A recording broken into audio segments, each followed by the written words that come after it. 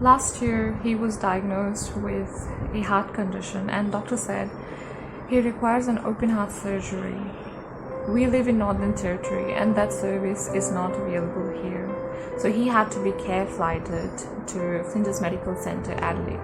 When I called my insurance regarding the same and asked whether this service was covered or not, they said we had not completed the 12 months of waiting period, so we are not covered. Firstly, the diagnosis, and secondly, knowing the fact that our private health insurance doesn't cover it, shattered us. We were literally in tears. We didn't know what to do. We didn't know why that had happened to us. Hi guys, today I'm going to talk about the 10 things I wish I knew about private health insurance in Australia. The first one is overseas student health cover and overseas student visitor cover. Overseas student health cover is the cover that you come to Australia with on student visa. Now when you finish your student visa, then you move on to overseas visitor health cover when you are applying for your temporary residency. That's the difference between overseas student health cover and overseas visitor health cover. There are 4 common providers for this. Bupa with $516 per year, Medibank with $516 per year, NIB with $479 per year, and Alliance with $529 per year.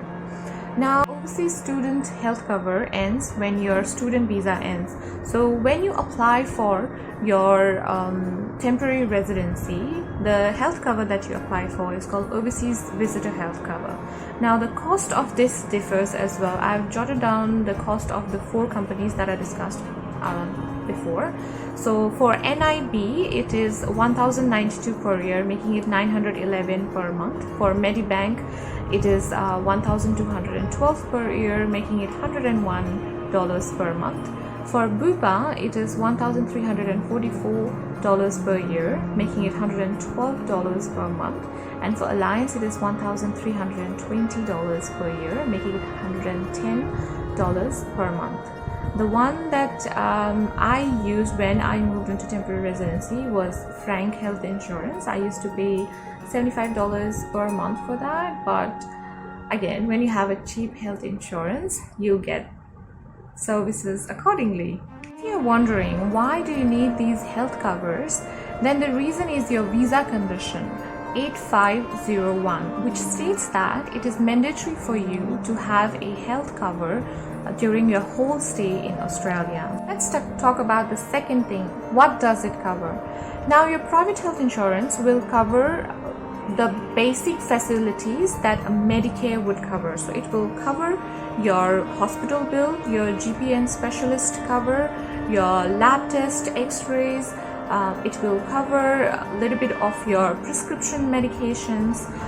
It will also cover for your ambulance, your emergency ambulance cost. It will cover your medical test, other medical tests, whichever is provided by Medicare to the common Australians. I'd like to mention here that all the cost will be covered according to Medicare benefits schedule and pharmaceutical benefit scheme. So I'll give you an example. For example, if you go to a GP, and that GP charges you $60 per hour, and if you put a claim, it might only cover $37 or $38, which the Medicare would cover for any common Australian. 3 is excess. Now, what is excess? It is the amount of money that you pay to the hospital when you're first admitted to the hospital. Now, it differs. If you are in overseas student health cover, usually you don't pay any excess. But if you are in, say, overseas visitor health cover, then the excess amount may vary from $250 to $750. So, just take it as the more excess that you pay, the less your premium will be. 4th point is waiting period. Now, what is waiting period? It is the period of time that you have to wait before getting any service mentioned in your policy. Now, For most of the services mentioned, you don't have a waiting period, but for services like any pregnancy care or a pre-existing illness, there could be a waiting period of up to 12 months. So why there is a waiting period is because sometimes some people can get a policy and within a month they could claim huge amounts to the company. So it's in order to kind of safeguard them. An important thing to note here is that if you plan to switch your insurer, your private health insurance company, then you don't have to repeat the waiting period. For example, you have already served your 12 months of waiting period for a pre-existing illness with Bupa, and then you plan to move to Alliance, then you don't have to serve the 12 months for pre-existing illness in Alliance again. So you have to be very careful. For this matter, the company, your previous company, Bupa, will have to provide a certificate of completion of this waiting period to your new company Alliance, and it's all sorted out. Now you must be thinking, what is pre-existing illness? That's my fifth point. So pre-existing illness is any illness that you have 6 months prior to joining the policy.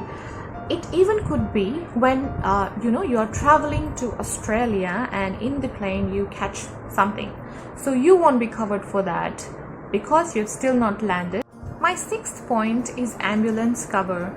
Now in Northern Territory, we only have St. John ambulance. So when if I'm sick and I call 000, the ambulance they will send, my insurance will cover for it. But if you are in a different state, you have to be very careful about who your provider is. So if you, for example, if you're with Alliance, then you have to know which are the ambulance providers for Alliance, so that you don't get charged extra. Ambulance covered is included in overseas student health cover as well as overseas visitors health cover. Let's move on to the seventh point, that is extras cover. Now your overseas student health cover and overseas visitors health cover, they both do not cover for services like dental, optical, physiotherapy, chiropractor, all these extra services. So you need to have an extras cover if you want these services. They don't cost you much, like I think it is just $10 to $20 extra on top of your premium, but then once you have it, you are covered for all these things. I have it with my cover, the one that I currently have, because again you can see, and I eat lots of chocolates. Our eighth point is out-of-pocket costs. Now, despite having private health insurance, you might be wondering, how come I have out-of-pocket cost? It can happen. Now, to save out-of-pocket cost, there are three ways. Number one, find your provider clinic. Every insurance company will have their own providers. So the best is if you find a bulk billing clinic. They will charge the cost, the GP cost or any, medical test cost, the same as Medicare would provide to its Australian citizens.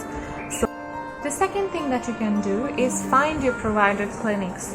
It's something that is very commonly required. If you go and see a doctor, they'll ask you to do some blood tests, and it's a good idea to actually find which ones are your providers. Like if I'm with Bupa, it is a good idea to have a list in my hand. The third thing to note here is the inpatient bill. Now, the inpatient bill can be divided into two: doctor's bill and hospital bill. If you have OSHC or OVHC, so you'll be covered in most of the public hospitals. With the private hospitals, you have to be sure that those hospitals are your providers. Second one is doctor's bill. So some of the doctors will charge extra according to their specialty. So in short, your healthcare provider or your healthcare insurance covers most of your hospital bill, but it may not cover 100% of your doctor's bill depending on what they are charging.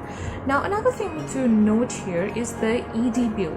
Suppose if you're admitted in an emergency department and they triage you and then they provide the services required according to your case, and then they send you home in 1 hour. The insurance might not cover that unless you stay the night there, or if you are moved to other departments as an inpatient, whether it be ward, ICU, or wherever.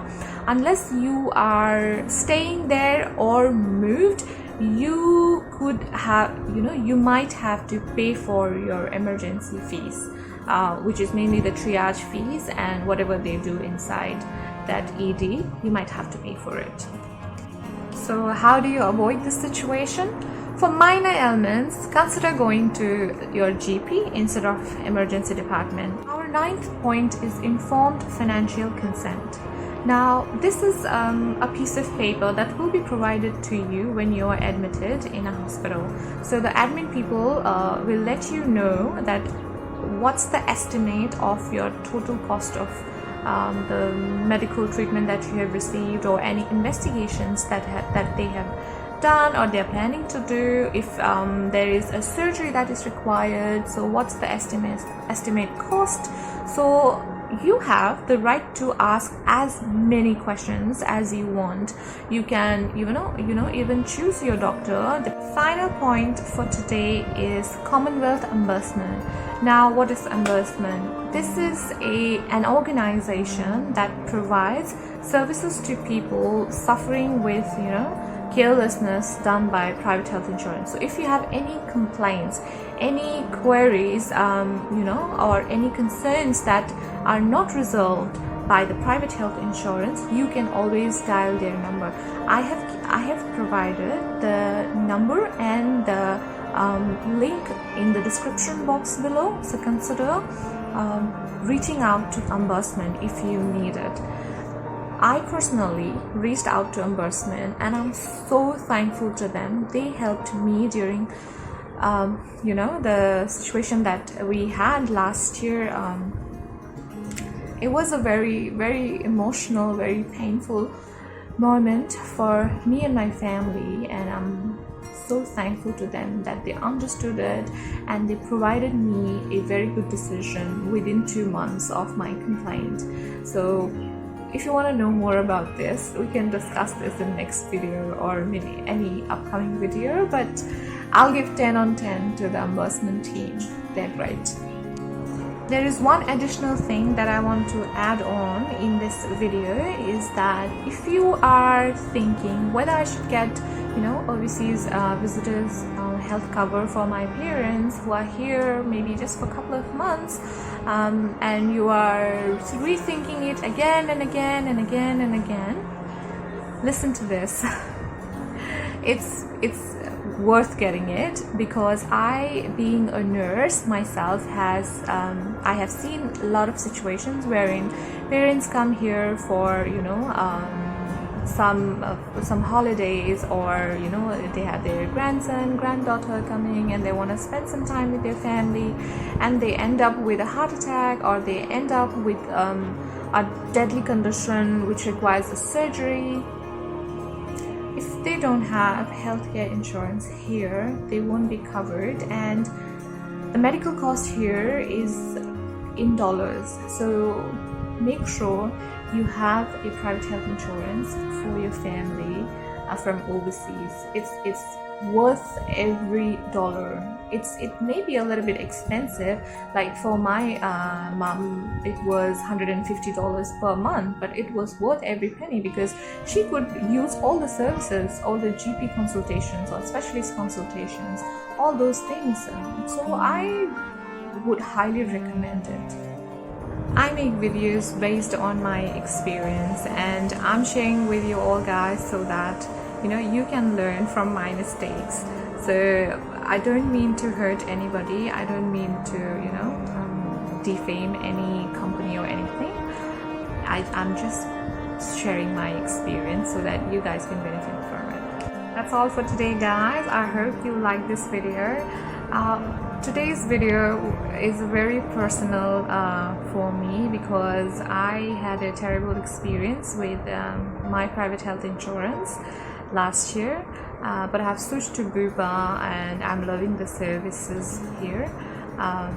Yeah, but if you want to share any of your stories, please do in the comment section. I would love to read them. That's all for today. Thank you. If you like this video, please like, comment and subscribe to my channel. Thank you.